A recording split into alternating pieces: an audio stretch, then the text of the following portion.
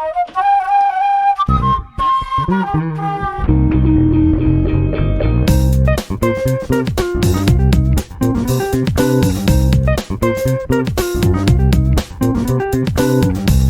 podcast de la semaine cette semaine, c'est Dimension Onirique, présenté par Ecost.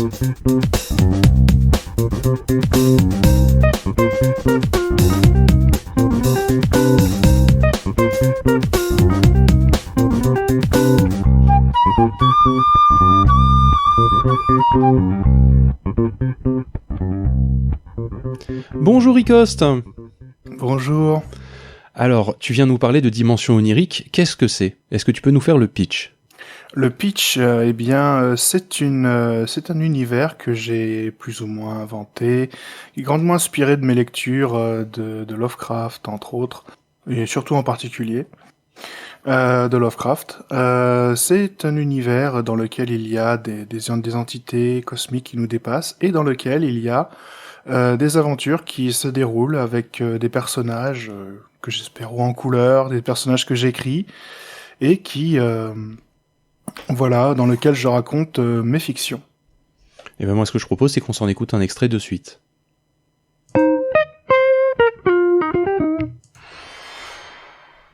Chérie, mon amour. Quoi ? Chérie, réveille-toi. Marie ? Mais qu'est-ce que... Mais comment ? Chut. Tout va bien, chérie. Mais qu'est-ce que tu fais ici ? Je suis venue te dire adieu. C'est tout. Mais comment ça ? Mais pourquoi n'es-tu pas à Sainte-Anne ? Je t'expliquerai un jour. Qu'est-ce que tu veux dire par me dire adieu ? Qu'est-ce qui se passe ? Dans quelques minutes, je serai morte. Je suis venue te dire adieu, car tu es l'homme de ma vie. Le seul que j'ai jamais aimé. Qu'est-ce que tu veux dire ? Qu'est-ce qui se passe, Marie ? Je t'aime, mon amour. Je suis navrée que tu ne puisses pas comprendre. Je t'ai aimé aussi, Marie. Profondément. Sincèrement. Papa ! Papa, réveille-toi ! Quoi ? Alors, qu'est-ce qui se passe dans cet extrait ? Qu'est-ce qui se passe dans cet extrait sans trop spoiler l'histoire. On a donc notre héros principal qui s'appelle Philippe, qui est un père de famille dans les années 60, qui tout simplement a un cauchemar.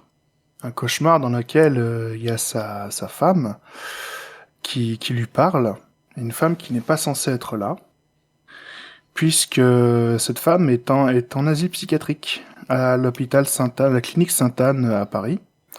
Et donc il ne sait pas trop ce qui se passe, il se demande, il est sous le choc, quoi.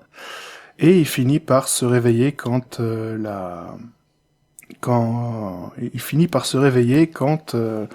finalement le rêve se casse finalement. C'est un petit peu une scène introductive au premier épisode de Dimension Onirique. Je pense pas avoir trop spoilé l'histoire si jamais vous comptez l'écouter. Non, ça va. Ça, c'est le Dimension Onirique, La Bête et le Sage, c'est ça ? Parce que si j'ai bien compris, il y a 2 Dimensions Oniriques qui sont disponibles au catalogue de PodCloud. C'est ça, il y a Dimension Onirique, Mes rêves me parlent, qui est un premier arc que j'ai écrit et que j'ai interprété au début moi-même, et que avec l'aide d'amis créateurs, j'ai pu tout simplement rajouter des voix, rajouter de la construction derrière, quoi, puisqu'à la base c'était juste du sound design. Et finalement, ce que j'ai fait, c'est que je me suis dit, cet univers, je l'aime bien, donc je vais dire que Mes rêves me parlent, ce sera maintenant Mes rêves me parlent dans Dimension Onirique, et je vais rajouter des arcs en plus, des histoires à côté, histoire de créer un univers plus intéressant que celui que j'avais juste effleuré, à mon sens, dans Mes rêves me parlent. Si on regarde ta fiche PodCloud, c'est marqué Ecost Audiodidacte. Qu'est-ce que c'est Audiodidacte ?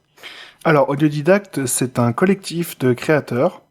Alors, il y a moi, il y a Ambroise, il y a Dahuquet, il y a Evil Goat, Evil Goat, on devrait dire d'ailleurs. Mais donc on est tout un... Et puis ça, ce sont juste les moi plus les 3 fondateurs, mais on est des dizaines de créateurs à se réunir pour créer des fictions audio en fait.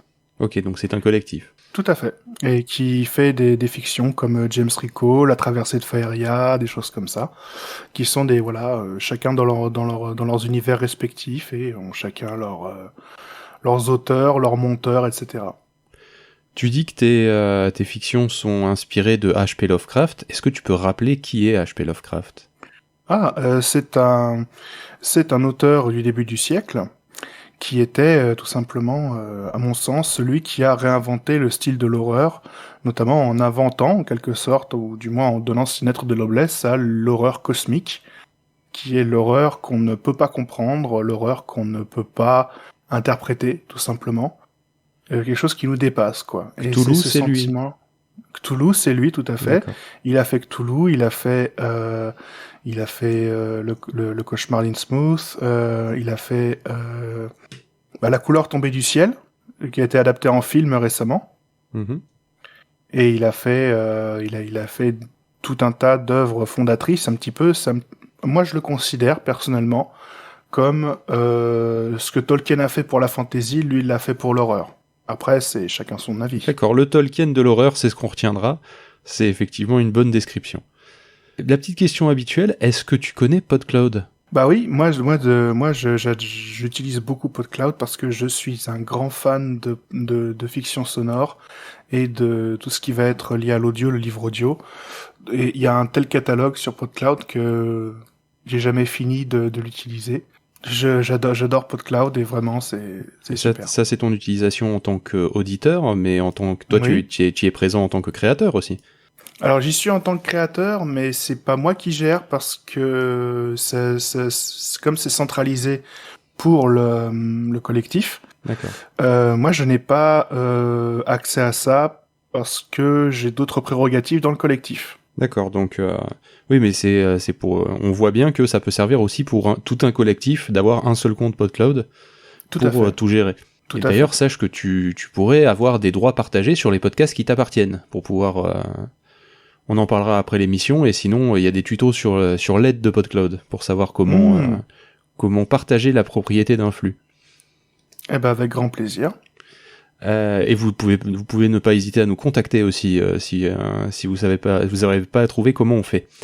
La question du mois de février, c'est quel est le conseil que tu aurais aimé avoir avant de commencer et d'éventuellement faire des erreurs ? Eh ben le conseil avant de faire des erreurs, le conseil que j'aurais voulu recevoir moi, c'est fais des erreurs au contraire.